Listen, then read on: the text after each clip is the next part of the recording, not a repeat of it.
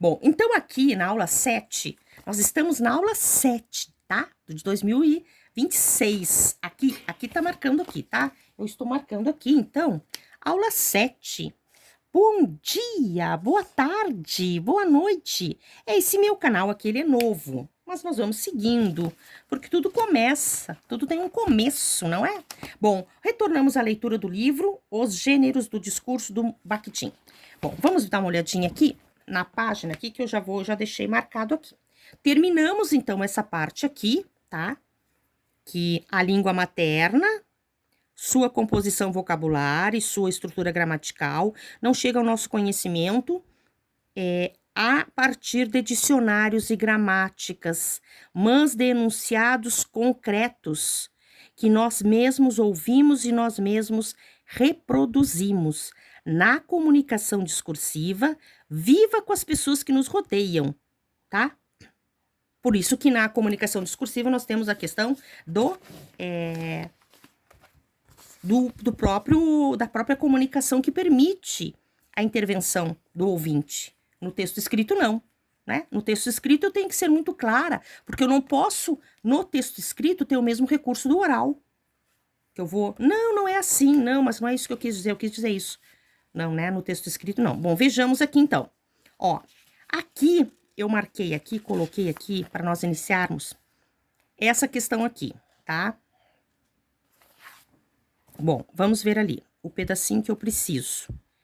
Tá, então, assim, aprender a falar significa aprender a construir enunciados, porque falamos por enunciados e não por orações isoladas, e, evidentemente, não por palavras isoladas, tá?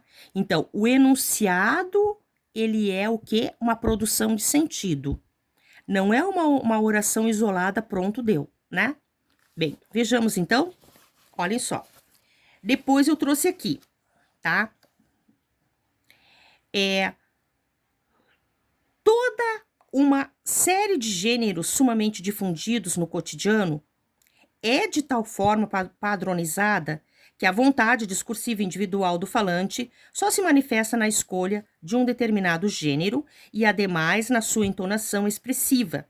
Assim são, por exemplo, os diversos gêneros cotidianos: breves saudações, despedida, felicitações, votos de toda espécie, informação sobre saúde, tá?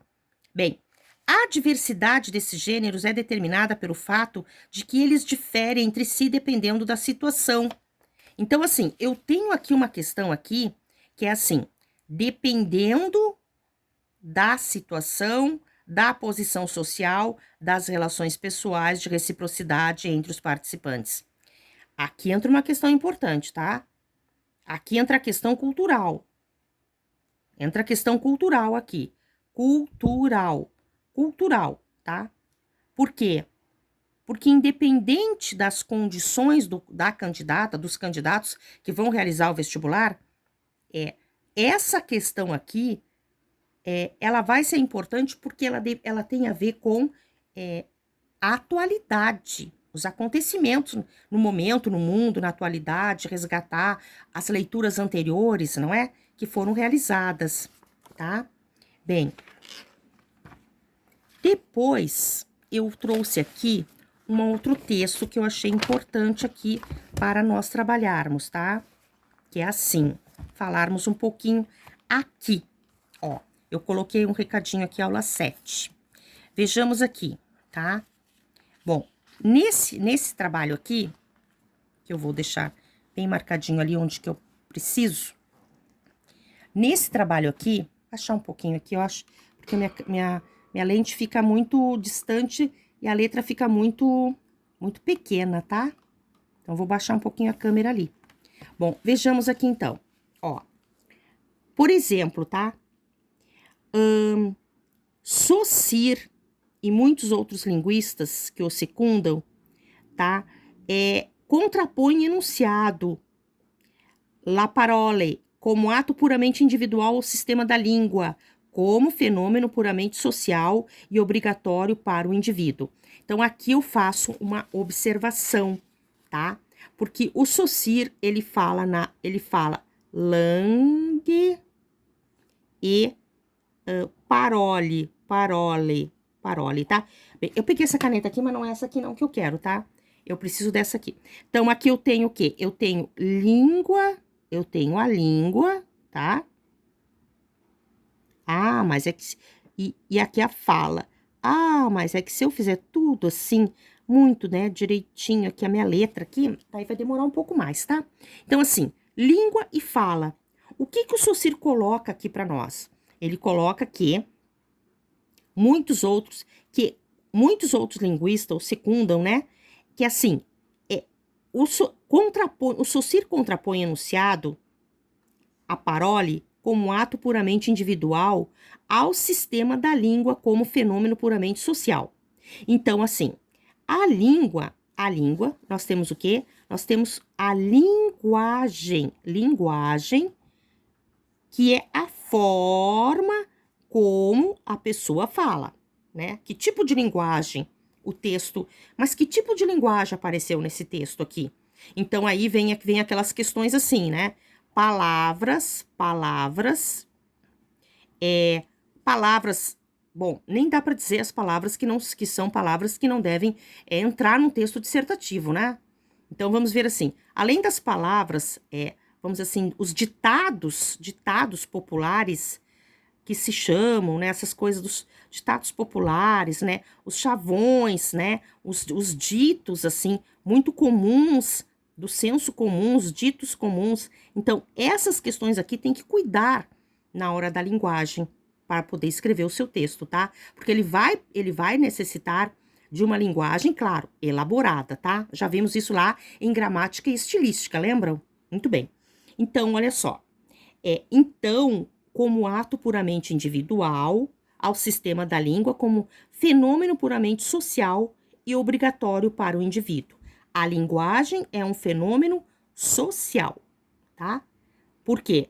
Porque a língua vai ser manifestada, ela vai ser expressa por uma linguagem que vai repercutir nesse social aqui, tá? A imensa maioria dos linguistas, se não na teoria, assume na prática a mesma posição. Vêem no enunciado apenas uma combinação individual de formas puras da língua, léxicas e gramaticais, tá? Então, assim, por que eu trouxe esse texto aqui para trabalharmos a redação no vestibular? A redação no vestibular, ela não é só uma redação de vestibular, tá? Ó, vestibular. Eu não vou treinar, estudar. Primeiro que eu não vou treinar. Eu vou o quê? Eu vou ler, interpretar e escrever. São etapas da educação em que essa redação aqui, ela não vai se restringir a um dia de trabalho e de prova lá. Não, ela é uma redação que ela se desenvolve ao longo do ano. Então, por que ele coloca aqui? Ó, uma combinação individual de formas puras da língua, léxicas e gramaticais. Porque, como nós vimos lá na gramática, nós vimos lá, lembram? Nós vimos na gramática e estilística, tá? Gramática e estilística. A gramática estilística não dá para querer usar somente formas rígidas dentro do conceito gramatical de língua formal, e também não dá para ficar o quê? Somente nessa questão aqui, não é? Das palavras assim mais comuns e frases de efeito, tá? Temos que ter um bom senso. Praticamente não enxergam nem estudam nenhuma outra forma normativa. Porque lembramos que a gramática, ela é normativa. Ela vai dar as normas, tá? Muito bem. Então, aqui eu vou voltar aqui no próximo vídeo, que esse aqui já ficou um pouquinho longo, ok? Vou voltar aqui no próximo vídeo, e aí, então, nós vamos dando continuidade, certo?